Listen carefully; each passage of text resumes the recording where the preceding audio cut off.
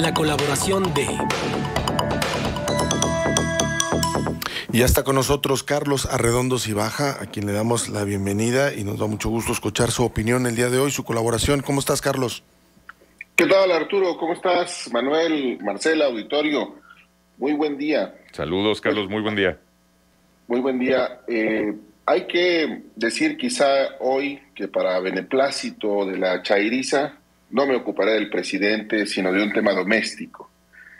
Porque el lunes anterior publicamos en Semanario, el suplemento de investigación periodística de Vanguardia, un reportaje en el cual se retrata la crítica situación financiera que vive la Universidad Autónoma de Coahuila.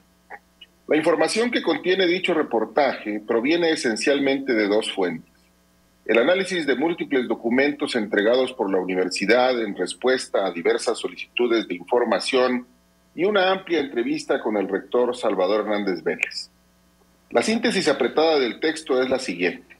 Las finanzas de la máxima casa de estudios de Coahuila están hoy en crisis, en gran medida por la implosión de un sistema pensionario diseñado para un país en el que la esperanza de vida era 20 años menor a la actual.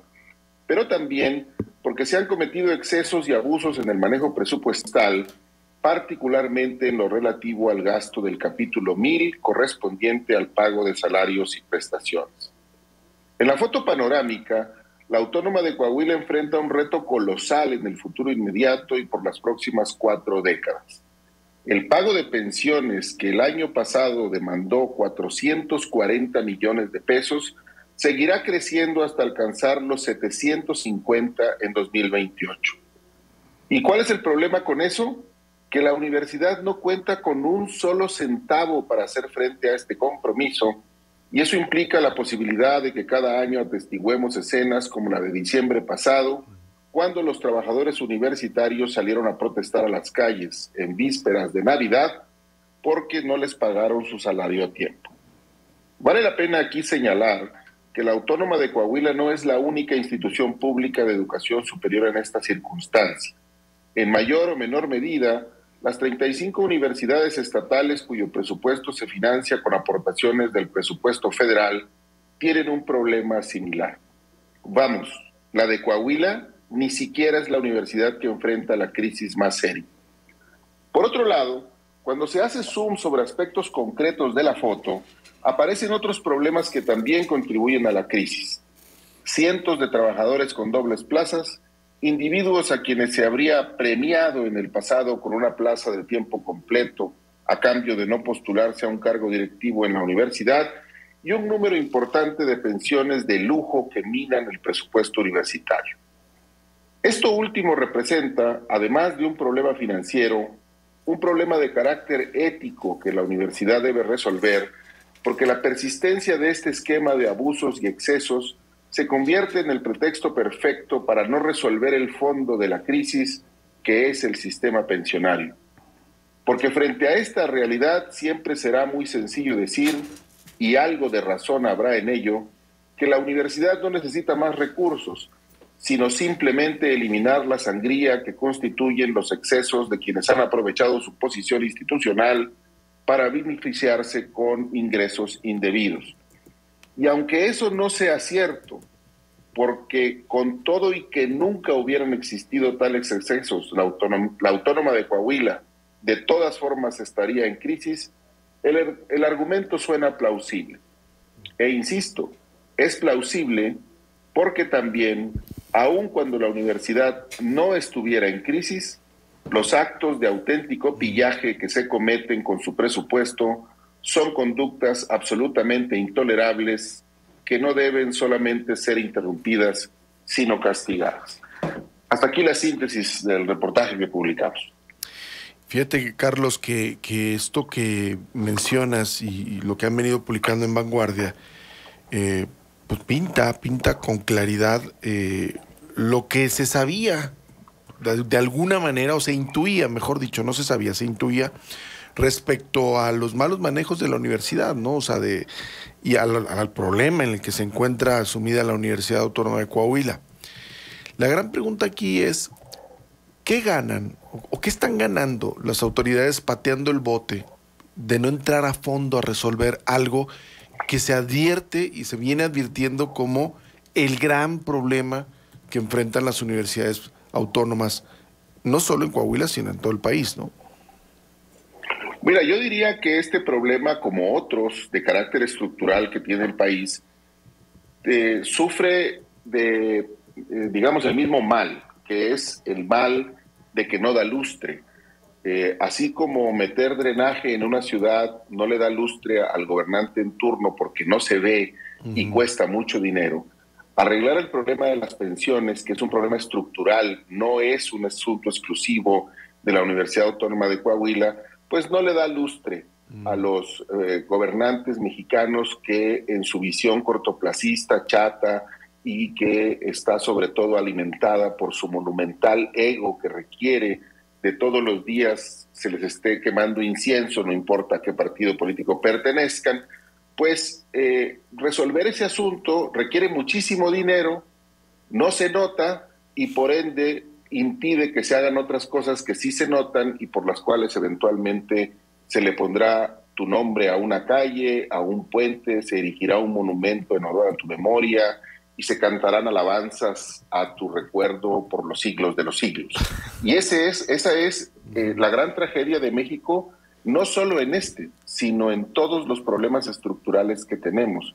Resolverlos cuesta, y cuesta cada día más porque se ha dejado pasar el tiempo sin tapar los agujeros por los cuales se escapa el presupuesto público, sin poner remedios que son políticamente incorrectos y en los que hay que gastar capital político, y se deja para después. Al cabo, pues hay el que venga, que lidie con el problema e intente domesticar al tigre.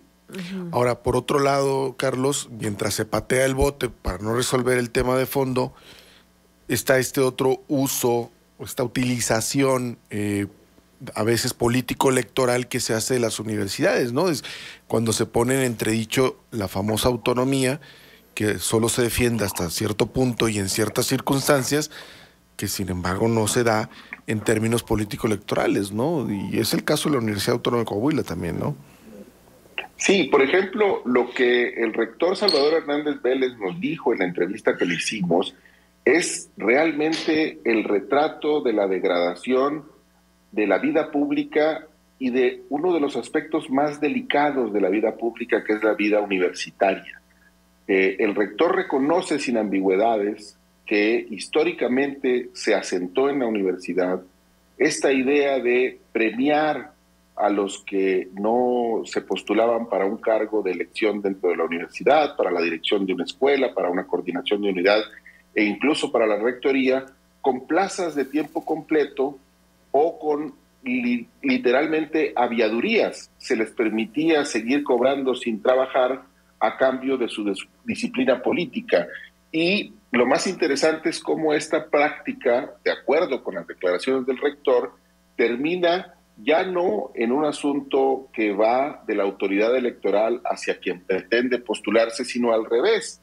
Literalmente lo que el rector nos platicó en la entrevista es que sigue existiendo la idea de parte de no pocos universitarios de acudir a la rectoría a decir: oiga, yo quiero postularme para tal o cual cargo, pero si usted me da una plaza de tiempo completo, pues yo declino a mi interés. Y eso, lo que nos dice Arturo, es que hemos perseverado tanto en este tipo de prácticas que hemos erosionado esa capa de virtud moral y ética que debe tener un proyecto como lo es una universidad pública. Los proyectos universitarios y sobre todo los proyectos universitarios públicos constituyen apuestas de las sociedades democráticas para ir hacia adelante. Y cuando uno no se da cuenta y no mete el freno a tiempo, termina en este tipo de realidades que hacen que las universidades terminen alejándose totalmente del propósito para el cual fueron concebidas. Carlos, buenos días, te saluda Marcela Pámanes. Hola, buenos días, Marcela. ¿Cómo estás, Carlos? Oye, bueno, ya hubo una respuesta específicamente de uno de los mencionados del dobleteo, que él mismo se cita en el artículo que publicó en Vanguardia, donde habla sobre los campeonísimos de la mentira y donde Luis Efrén Ríos, a quien hemos tenido en estos micrófonos, por supuesto, dice que no todo lo que se dice es verdad inclusive habla de mentiras y habla de que, bueno, se hace una inferencia en el sentido de que en esa lista de las personas que dobletean, de los docentes que dobletean, aparece el mismo y se refiere a él como el campeón del dobleteo. Ergo, es un corrupto.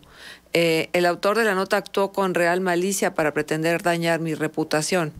En mi próxima entrega te explicaré por qué es legítima, útil y rentable a la universidad que un magistrado con mi trayectoria, experiencia y actividad científica siga desarrollando su actividad. Entonces, tomo esto como ejemplo.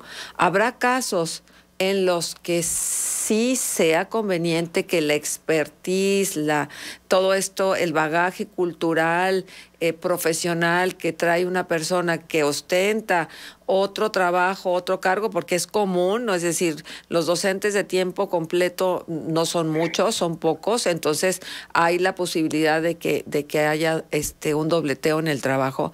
¿Eso es criticable? Mira, yo creo que hay que poner las cosas en la dimensión de lo que el reportaje dice. En la entrevista que yo le hice a Salvador Hernández Vélez, nos dijo que una de las reglas establecidas en la universidad es que no pueden tener 2 empleos de tiempo completo una persona que labore para la universidad y que labore para otra institución. Literalmente lo que el rector explicó fue, si alguien tiene un empleo de tiempo completo fuera de la universidad, en una institución pública, el número de horas que puede cobrar dentro de la universidad está limitado. Entonces, lo que nosotros hicimos con los datos que nos entregaron, porque es una montaña de datos, fue separar dentro de todas las bases de datos los casos de quienes tienen un empleo de tiempo completo, ¿sí? Dentro de la universidad, de acuerdo con los datos que nos entregó la universidad, y luego cruzar esa información con los datos de quienes tienen un empleo de tiempo completo fuera de la universidad. Los megalómanos que creen que todo gira a su alrededor y que creen que toda la historia del mundo se trata de ellos, pues entonces personalizan y luego tienen todos, por lo que se ve, pues el mismo defecto, ¿no? La descalificación ad hominem es, a pesar de todos sus estudios, la regla que los corta con la misma tijera. Entonces, el reportaje no se trata de alguien en particular. Hay que tener demasiado ego para plantearse en esa posición.